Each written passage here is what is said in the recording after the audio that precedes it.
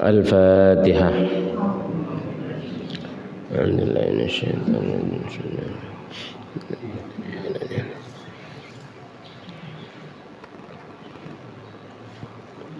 Bismillahirrahmanirrahim. Assalamualaikum warahmatullahi wabarakatuh. Alhamdulillahirabbil alamin. Wa bihi nasta'inu ala umurid dunya waddin. Wassalatu wassalamu ala anbiya wal mursalin Sayyidina Muhammadin shadiqil amin wa ala alihi wa sahbihi ajma'in. Amma ba'du. Qala al-musannif wal muallif rahimahullahu ta'ala wa nafa'ana bihi wa bi'ulumihi wa bi barakatihi fid dharain amin. Bismillahirrahmanirrahim. Pertemuan kali ini kita membahas melanjutkan dari pembahasan ke tempo hari, di mana di situ pembahasannya adalah tentang perkara yang mewajibkan mandi, kemudian dilanjutkan fardunya mandi. Nah, sekarang yang akan dijelaskan adalah hal-hal yang disunnahkan dalam mandi. Berikut mandi nanti yang disunnahkan. Bismillahirrahmanirrahim. Faslun fi sunanil ghusli, menjelaskan tentang sunnah-sunnahnya mandi atau hal-hal yang perlu diperhatikan dalam mandi. Ada berapa sunnah mandi itu? Wa sunanuhu ayil ghusli khamsatu asya'a. Jadi sunnah-sunnahnya mandi itu ada 5 perkara. Dari 5 perkara itu apa saja? Yang pertama at-tasmiyatuh, baca bismillah. Kenapa? Tetap kembali ke yang sudah pernah saya jelaskan. Setiap perkara yang tidak dimulai dengan bismillah itu kurang barokah, ya. Jadi dalam hal apapun, termasuk dalam kita mau mandi pun, ini oleh ulama dijelaskan sunnah kita baca bismillah terlebih dahulu. Biar apa? Ya biar sempurna mandinya kita. Kemudian yang kedua itu apa? Wal wudu'u kamilan qablahu. Jadi wudu secara sempurna. Nah, kemarin sudah dijelaskan bagaimana wudhu itu prakteknya, sunnah-sunnahnya, sampai wudhu itu betul-betul sempurna. Nah, syukur-syukur dalam wudhu pun kan dibacakan doa-doanya. Mungkin yang hafal ya diamalkan, meskipun tidak hafal semuanya. Misalkan hafalnya dalam basuh muka saja, tidak apa-apa, ya, tidak akan mengurangi ke pahalanya wudhu. Kemudian wudhu itu secara sempurna itu sunnah. Kapan sunnah itu? Intajarradat janabatuhu anil hadasil asghar. Kalau dia orang mandi itu dalam keadaan punya wudhu, gitu loh. Nah, artinya dia belum hadas, katakanlah belum kentut lah, atau belum nyentuh kemaluan, ya. Biasanya orang mandi itu yang paling rawan itu kan kentut sama menyentuh kemaluan. Kenapa? Karena tangan ini kan menjalar seluruh badan, sehingga rentan di situ menyentuh ke kemaluan, ya. Kemudian juga kalau sebelumnya itu belum kentut, atau hal-hal yang membatalkan wudhu lah. Hal-hal yang membatalkan wudhu kan sudah dijelaskan apa? Yang pertama, keluarnya suatu dari jalan 2, kemudian bersentuhan laki-laki perempuan, kemudian apa lagi? Hilangnya akal sebab sakit dan semacamnya. Kemudian yang keempat apa? Tidur dalam keadaan duduk tidak tegak, ya. Itu hal-hal yang membatalkan wudu. Kemudian Yang ketiga dari hal-hal yang perlu diperhatikan dalam mandi agar mandinya kita sempurna itu apa? Wa imrarul yadi ala ma wasalat ilaihi minal jasadi. Jadi meratakan tangan ke semua yang bisa dijangkau di badan kita oleh tangan kita. Artinya tangan mandi itu tidak hanya kita disiram oleh air, ya. Sebenarnya cukup. Contoh, kita dalam keadaan hadas besar, ada sungai atau kali, kita nyemplung aja keluar dari sungai itu sudah cukup. Yang penting niat, ya, cukup. Tapi ada sunnah. Apa sunnahnya? Diantaranya itu tangan ini digosokkan ke seluruh anggota badan, ya, diginikan ke seluruh anggota badan yang bisa dijangkau oleh tangan, gitu. Itu sunnah, ya.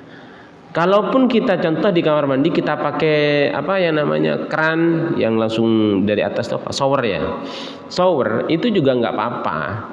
Jadi kita diem aja tangannya, asalkan air itu nyampe ke seluruh anggota badan itu cukup, dan itu sudah memenuhi kewajiban atau aturan dalam mandi.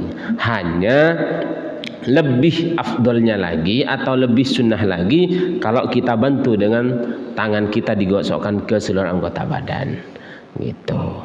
Kemudian juga yang berikutnya dari sunnah-sunnah mandi itu adalah mualah, cepat-cepat. Nah, sunnah itu ketika waktunya masih luas. Contoh, kita ada di waktu zuhur, di jam 1, jam 2 kita mau mandi, itu masih sunnah mualah, artinya cepat-cepat. Bukan berarti cepat-cepat ini langsung mandi, langsung gerabak selesai, bukan. Artinya tetap semua anggota badan ini diratakan dengan semua, dengan air sekiranya nyampe ke semuanya, itu namanya sudah mualah. Hanya kalau contoh asar, contohnya sekarang itu kisaran jam 3 kurang 10 menit kita baru mandi, ya, kita baru mandi. Sedangkan mau waktu asar itu sudah, waktu duhur sudah mau habis, maka itu jadi wajib mualahnya, cepat-cepatnya. Artinya mandinya sebisa mungkin dibikin cepat. Agar apa? Karena mungkin kita sholatnya belum saat duhur lah, gitu. Sehingga di situ mualah bisa wajib. Contoh kayak wudhu, ya, kemarin sudah dijelaskan sama Abah Imam itu wudhu itu sunnah mualah cepat-cepat. Tapi kalau waktunya masih luas, kalau waktunya sudah mau habis, maka wajib nanti jadinya mualah itu, ya. Kemudian juga dari sunnah-sunnahnya mandi tadi, yang nomor 5 apa? Taqdimul yumna min syiqqaihi alal yusra. Mendahulukan bagian kanan daripada bagian kiri, termasuk dalam mandi. Tempo hari sudah saya jelaskan, dalam hal apapun kita dahulukan yang kanan. Dalam wudhu, makan kita pakai tangan kanan, minum pakai tangan kanan, memberi ke orang kita pakai tangan kanan, ngambil dari orang kita pakai tangan kanan, ya. Jadi itu dalam mandi pun kita juga disunnahkan mendahulukan bagian kanan daripada bagian kiri. Maksudnya bukan berarti itu kanan separuh badan bagian kanan dibasuh dulu, disiram dulu, enggak. Tetap disiram secara keseluruhan. Hanya daripada memulai yang kiri, kanan dulu yang dimulai, gitu. Ya, bisa dipaham ya semuanya. Jadi kesimpulan dari apa yang dijelaskan daripada sunnah-sunnahnya mandi tadi itu apa? Yang pertama adalah sunnah orang itu baca bismillah. Kemudian yang kedua, wudhu secara sempurna. Kapan? Sebelum mandi. Ya, sebelum mandi. Kemudian yang berikutnya adalah menjalankan tangan atau menggosokkan badan ke seluruh anggota badan yang bisa dijangkau oleh tangan itu sendiri. Kemudian yang keempat adalah mualah atau cepat-cepat. Kemudian yang kelima adalah mendahulukan bagian kanan daripada bagian kiri. Itu dalam hal sunnah-sunnahnya mandi. Kemudian berikutnya, satu fasal lagi saya jelaskan, nanti kita masuk ke tanya jawab. Karena kalau banyakkan penjelasan takut banyak yang udah nyampe ke surga mimpinya nanti. Kasihan. Tapi di masjid itu masya Allah luar biasa. Nah, makanya dalam ya, karena makanya ada kitab Risalatul Masajid ya, ada kitabnya tipis banget. Itu orang itu tidak ada larangan orang itu tidur di masjid. Makanya kenapa kok ada masjid itu melarang? Biasanya itu karena mungkin itu menjaga kebersihan dan lain semacamnya. Tapi aslinya masjid itu harusnya memfasilitasi orang tidur. Ya, ayo tidur semuanya di masjid asalkan itikaf gitu kan hebat tuh. Kalau Nur Salam difasilitasin insya Allah besoknya harus ngepel, takut banyak yang ngiler. Nah, insya Allah Pak Wawan setiap pagi harus ngepel itu. Ya Pak ya. Nah, jadi itu hebatnya jamaah Masjid Nur Salam itu ikut ngaji meskipun nggak tahu kemana udah pikirannya. Ya nggak apa-apa. Karena ada orang itu ketika berpuasa bilang gini, naumus shaim ibadah. Tidurnya orang puasa itu ibadah. Oh, tidur seharian. Enak, bangun-bangun udah jam 5:30 langsung buka puasa gitu kan. Enak tuh. Enggak tahu udah hilang. Akhirnya nambah dalil lagi. Apa? Kan saya tidur. Sholatnya berarti apa? Yang penting dikodok. Enggak dapat dosa katanya. Tiap hari sampai sebulan full. Ketahuan Abah Imam dimarahin itu. Ya bangun ya. Hilang duhur sama asarnya. Tahu-tahu pokok mau buka puasa aja gitu. Habis sahur itu subuhnya belum subuh. Habis sahur makan tidur langsung. Kan habis begadang. Tahu-tahu udah jam 5 sore, jam 5:30. Hidangan udah siap di dapur gitu kan. Ya Allah ya. Jadi tidak apa-apa bapak-bapak, ibu-ibu. Waduh semangat. Yang tidur, saya nggak tidur dulu Ustaz, yang penting ikut ngaji gitu. Ya. Yang penting nanti pas tanya jawab bangun semua untuk nanya itu. Tenang. Selanjutnya bismillahirrahmanirrahim, faslun fil aghsalil masnunatih, mandi yang disunnahkan. Kalau tadi dalam proses mandi itu ada hal-hal yang disunnahkan. Kalau sekarang itu yang dijelaskan adalah mandi apa saja yang disunnahkan. Apa saja mandi yang disunnahkan itu ada 17. Yang pertama mandi di hari Jumat. Ya, nah sekarang alhamdulillah hari Jumat nih. Nah, mandi di hari Jumat bagi siapa? Lihadiriha, bagi orang yang menghadirinya. Ingin salat Jumat ya. Kapan waktu mandinya itu yang bagus? Ya sebenarnya waktunya itu dimulai dari fajar shadiq. Fajar shadiq itu kapan? Dari mulainya masuk subuh. Jadi tadi sebelum salat subuh mandi dulu, niatin saya mandi karena hari Jumat atau karena mau sholat Jumat sunnah karena Allah Ta'ala, itu cukup ya, dan dapat pahala mandi Jumat. Tapi lebih sunnah lagi kalau mandi ketika mau berangkat. Bukan mau berangkat udah pakai baju bagus buka dulu mandi dulu, bukan ya.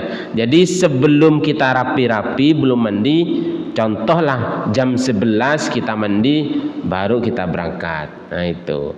Tapi bukan berarti itu dijadikan alasan, oh Ustadz saya berangkatnya telat aja. Kenapa? Mau mandi dulu ya. Itu repot. Ya kalau mau berangkat jam 10, mau berangkat Jumatan karena mau itikaf dari pagi, langsung mandi berangkat. Itu dalam mandi Jumat. Gimana? Istrinya tidur. Ya, yang penting kan suaminya kan mau Jumatan, Bu. Yang kedua ghuslul idain. Ghuslul idain ya. Mandi karena hari raya. Baik itu hari raya Idul Fitri, Idul Adha, itu sunnah kita mandi. Jadi mandi itu bukan karena kita mau bersih-bersih saja. Biar pahalanya banyak, kita juga mandi karena ingin sholat hari raya. Baik itu perempuan, laki-laki, sunnah ya.